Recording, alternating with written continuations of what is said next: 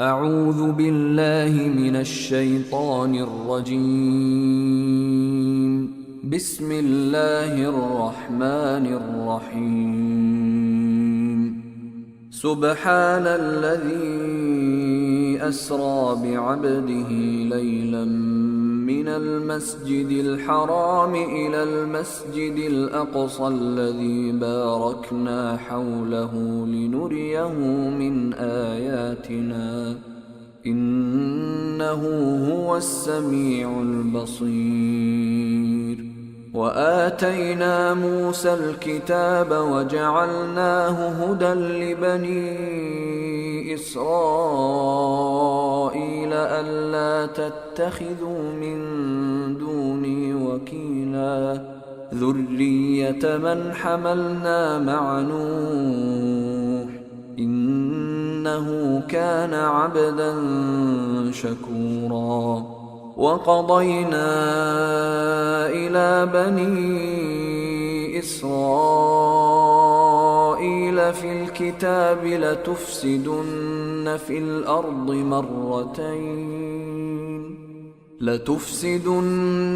الأرض مرتين ولتعلن علوا كبيرا. فإذا جاء وعد أولاهما بعثنا عليكم عبادا لنا أولي بأس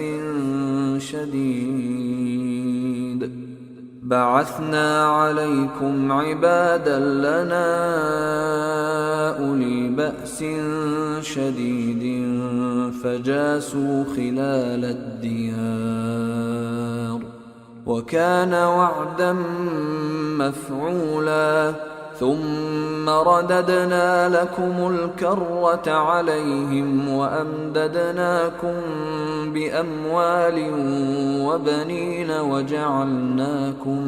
وجعلناكم أكثر نفيرا. إن أحسنتم أحسنتم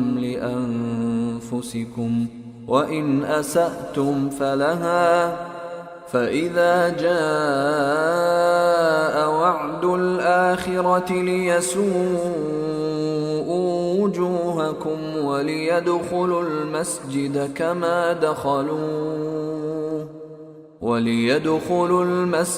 كما دخلوه أول مرة وليتبروا ما علوا تتبيرا. عسى ربكم أن يرحمكم وإن عدتم عدنا وجعلنا جهنم للكافرين حصيرا. إن هذا القرآن يهدي للتي هي أقوم ويبشر المؤمنين الذين يعملون الصالحات أن لهم أجرا كبيرا وأن الذين لا يؤمنون بالآخرة أعتدنا لهم عذابا أليما. ويدعو الإنسان بالشر دعاءه بالخير وكان الإنسان عجولا. وجعلنا الليل والنهار آيتين فمحونا آية الليل وجعلنا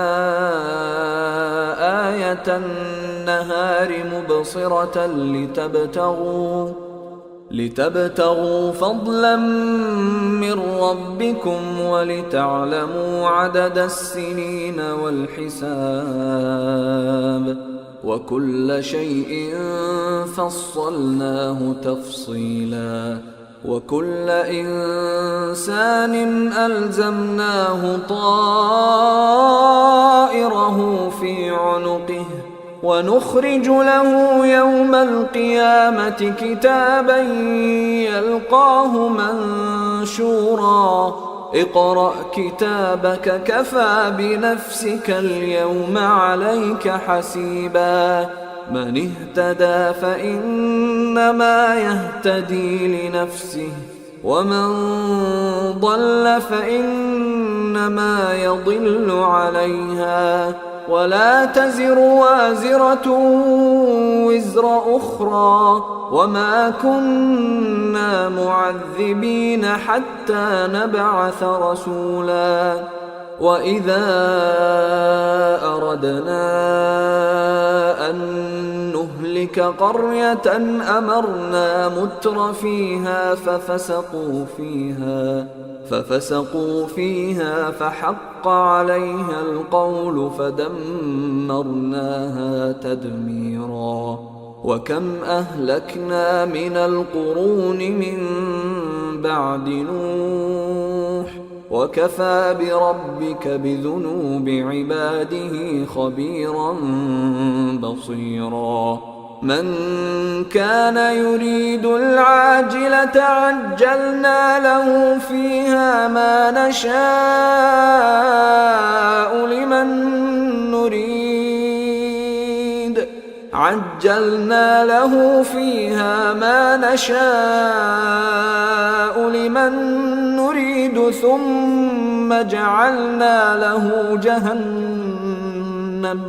ثم جعلنا له جهنم يصلاها مذموما مدحورا ومن أراد الآخرة وسعى لها سعيها وهو مؤمن فأولئك كان سعيهم مشكورا كلا نمد هؤلاء وهؤلاء من عطاء ربك وما كان عطاء ربك محظورا انظر كيف فضلنا بعضهم على بعض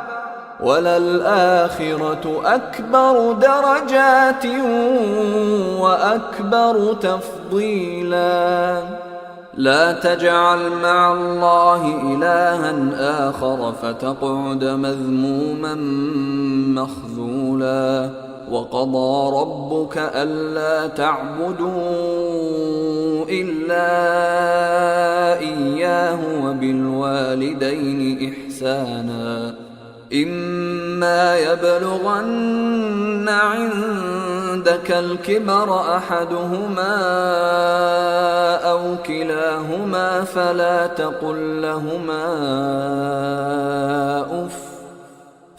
تقل لهما أف ولا تنهرهما وقل لهما قولا كريما واخفض لهما جناح الذل من الرحمة وقل رب ارحمهما كما ربياني صغيرا ربكم أعلم بما في نفوسكم إن تكونوا صالحين فإنه كان للأوابين غفورا وآت ذا القربى حقه والمسكين وابن السبيل ولا تبذر تبذيرا إن المبذرين كانوا إخوان الشياطين وكان الشيطان لربه كفورا وإما تعرضن عنهم ابتغاء رحمة من ربك ترجوها فقل لهم قولا ميسورا ولا تجعل يدك مغلولة إلى عنقك ولا تبسطها كل البسط فتقعد ملوما محسورا إن ربك يبسط الرزق لمن يشاء ويقدر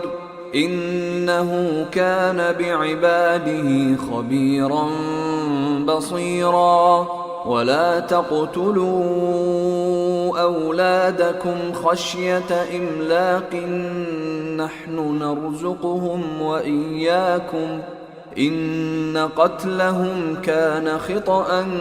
كبيرا ولا تقربوا الزنا إنه كان فاحشة وساء سبيلا ولا تقتلوا النفس التي حرم الله إلا بالحق ومن قتل مظلوما فقد جعلنا لوليه سلطانا فلا يسرف في القتل إنه كان منصورا ولا تقربوا مال اليتيم إلا بالتي هي أحسن حتى يبلغ أشده وأوفوا بالعهد إن العهد كان مسؤولا وأوفوا الكيل إذا كلتم وزنوا بالقسطاس المستقيم ذلك خير وأحسن تأويلا ولا تقف ما ليس لك به علم إن السمع والبصر والفؤاد كل أولئك كان عنه مسؤولا ولا تمش في الأرض مرحا إنك لن تخرق الأرض ولن تبلغ الجبال طولا كل ذلك كان سيئه عند ربك مكروها ذلك مما أوحى إليك ربك من الحكمة ولا تجعل مع الله إلها آخر فتلقى في جهنم ملوما مدحورا أفأصفاكم ربكم بالبنين واتخذ من الملائكة إناثا إنكم لتقولون قولا عظيما ولقد صرفنا في هذا القرآن ليذكروا وما يزيدهم إلا نفورا قل لو كان معه آلهة كما يقولون إذا لابتغوا إلى ذي العرش سبيلا سبحانه وتعالى عما يقولون علوا كبيرا تسبح له السماوات السبع والأرض ومن فيهن وإن من شيء إلا يسبح بحمده ولكن لا تفقهون تسبيحهم إنه كان حليما غفورا وإذا قرأت القرآن جعلنا بينك وبين الذين لا يؤمنون بالآخرة حجابا مستورا وجعلنا على قلوبهم أكنة أن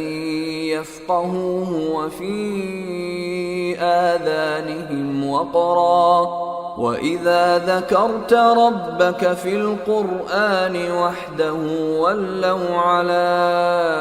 أدبارهم نفورا نحن أعلم بما يستمعون به إذ يستمعون إليك وإذ هم نجوى إذ يقول الظالمون إن تتبعون إلا رجلا مسحورا انظر كيف ضربوا لك الأمثال فضلوا فلا يستطيعون سبيلا وقالوا أإذا كنا عظاما ورفاتا أإنا لمبعوثون خلقا جديدا قل كونوا حجارة أو حديدا أو خلقا مما يكبر في صدوركم فسيقولون من يعيدنا قل الذي فطركم أول مرة فسينغضون إليك رؤوسهم ويقولون متاه قل عسى أن يكون قريبا يوم يدعوكم فتستجيبون بحمده وتظنون إن لبثتم إلا قليلا وقل لعبادي يقولوا التي هي أحسن إن الشيطان ينزغ بينهم إن الشيطان كان للإنسان عدوا مبينا ربكم أعلم بكم إن يشأ يرحمكم أو إن يشأ يعذبكم وما أرسلناك عليهم وكيلا وربك أعلم بمن في السماوات والأرض ولقد فضلنا بعض النبيين على بعض وآتينا داود زبورا قل ادعوا الذين زعمتم من دونه فلا يملكون كشف الضر عنكم ولا تحويلا أولئك الذين يدعون يبتغون إلى ربهم الوسيلة أيهم أقرب ويرجون رحمته ويخافون عذابه إن عذاب ربك كان محذورا وإن من قرية إلا نحن مهلكوها قبل يوم القيامة أو معذبوها عذابا شديدا كان ذلك في الكتاب مسطورا وما منعنا أن نرسل بالآيات إلا أن كذب بها الأولون وآتينا ثمود الناقة مبصرة فظلموا بها وما نرسل بالآيات إلا تخويفا وإذ قلنا لك إن ربك أحاط بالناس وما جعلنا الرؤيا التي أريناك إلا فتنة للناس والشجرة الملعونة في القرآن ونخوفهم فما يزيدهم إلا طغيانا كبيرا وإذ قلنا للملائكة اسجدوا لآدم فسجدوا إلا إبليس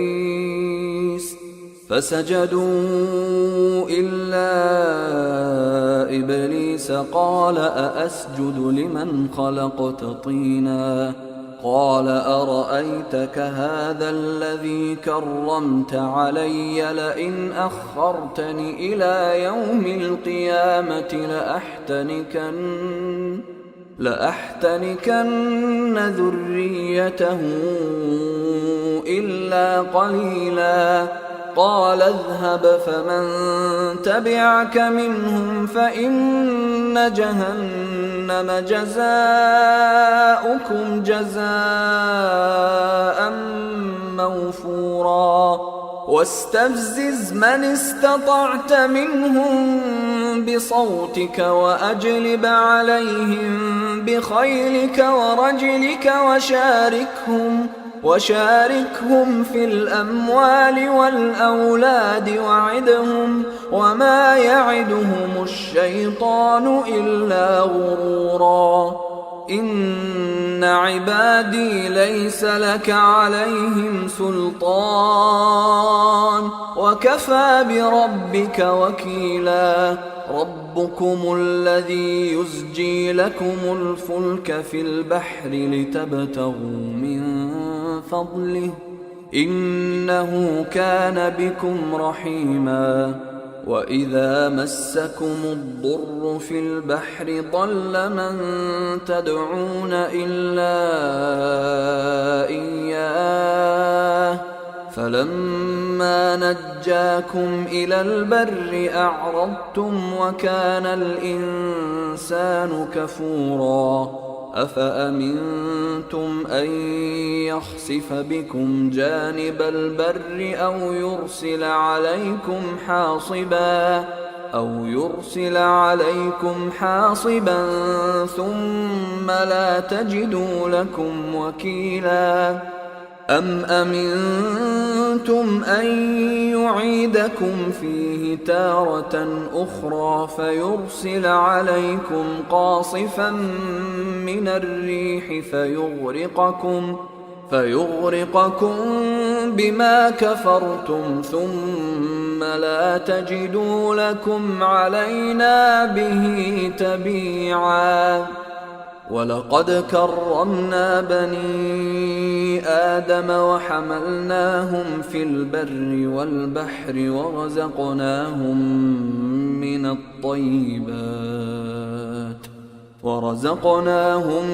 من الطيبات وفضلناهم على كثير ممن خلقنا تفضيلا يوم ندعو كل أناس بإمامهم فمن أوتي كتابه بيمينه فأولئك يقرؤون كتابهم ولا يظلمون فتيلا ومن كان في هذه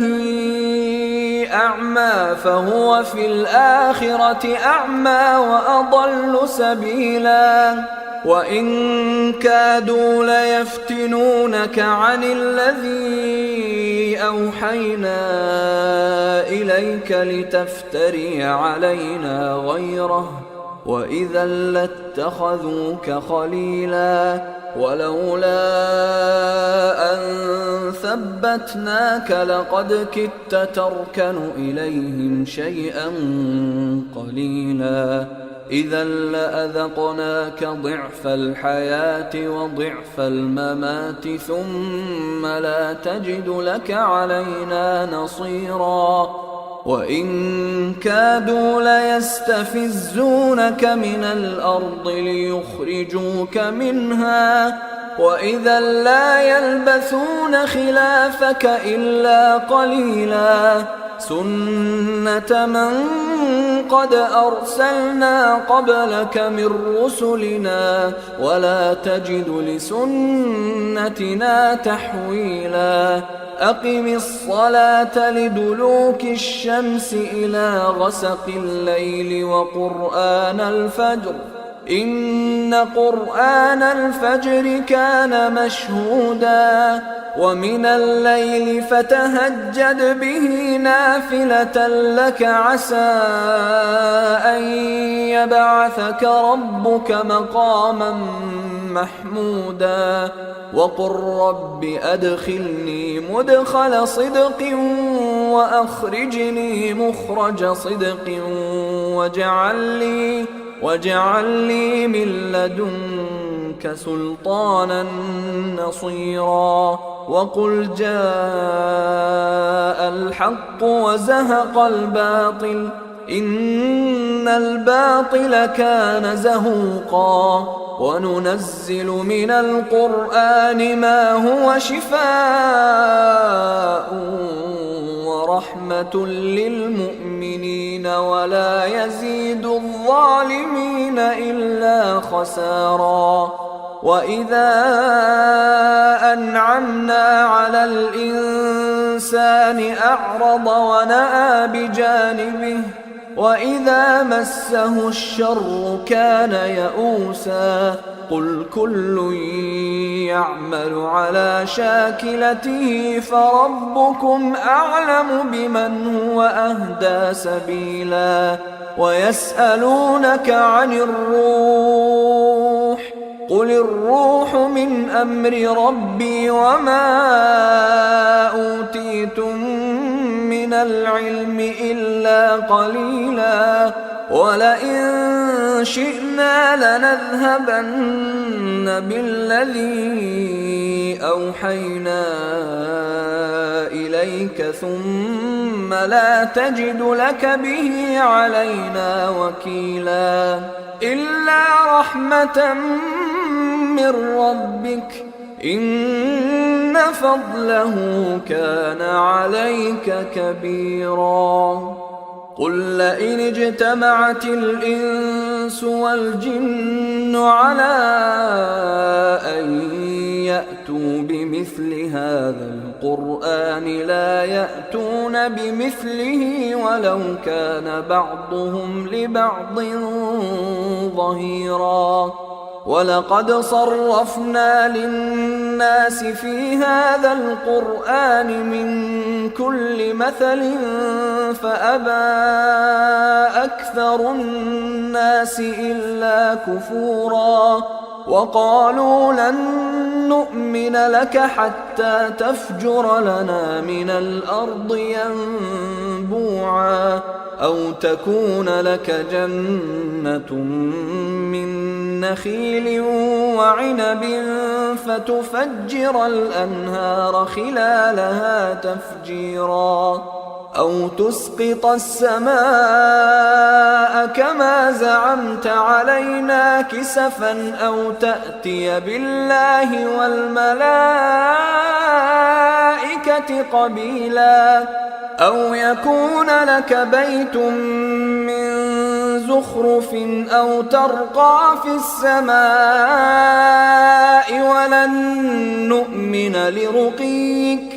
ولن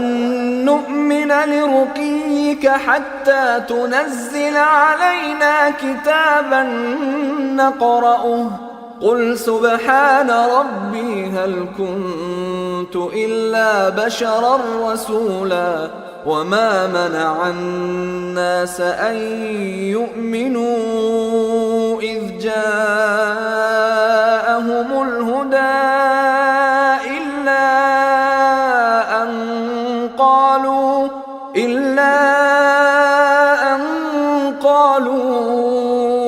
أبعث الله بشرا رسولا قل لو كان في الأرض ملائكة يمشون مطمئنين لنزلنا عليهم من السماء ملكا رسولا قل كفى بالله شهيدا بيني وبينكم إنه كان بعباده خبيرا بصيرا ومن يهد الله فهو المهتد ومن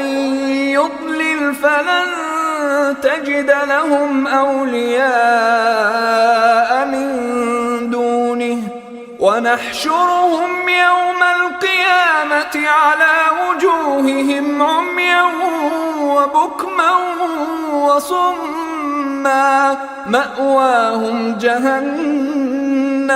مأواهم جهنم كلما خبت زدناهم سعيرا ذلك جزاؤهم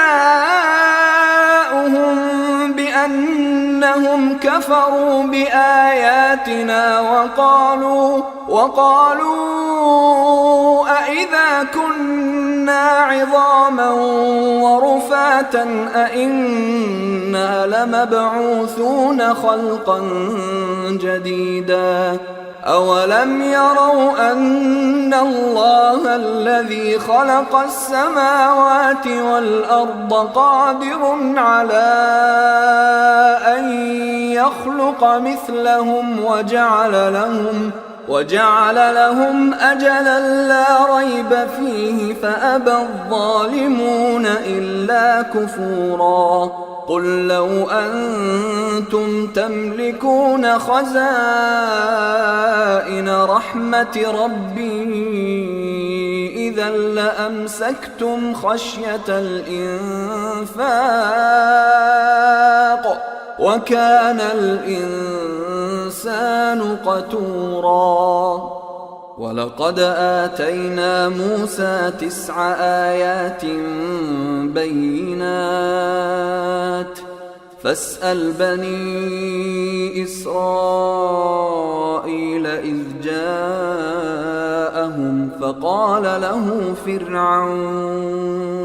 فقال له فرعون إني لأظنك يا موسى مسحورا قال لقد علمت ما أنزل هؤلاء إلا رب السماوات والأرض بصائر وإني لأظنك يا فرعون مثبورا فأراد أن يستفزهم من الأرض فأغرقناه ومن معه جميعا وقلنا من بعده لبني إسرائيل اسكنوا الأرض فإذا جاء وعد الآخرة جئنا بكم لفيفا وبالحق أنزلناه وبالحق نزل وما أرسلناك إلا مبشرا ونذيرا وقرآنا فرقناه لتقرأه على الناس على مكث ونزلناه تنزيلا قل آمنوا به أو لا تؤمنوا إن الذين أوتوا العلم من قبله إذا يتلى عليهم يخرون للأذقان سجدا ويقولون سبحان ربنا إن كان وعد ربنا لمفعولا ويخرون للأذقان يبكون ويزيدهم خشوعا قل ادعوا الله أو ادعوا الرحمن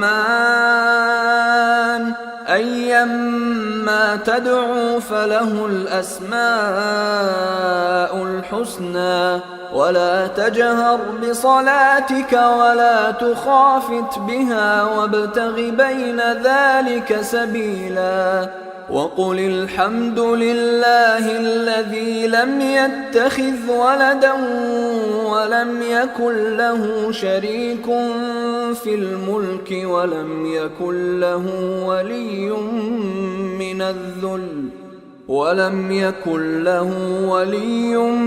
من الذل وكبره تكبيرا.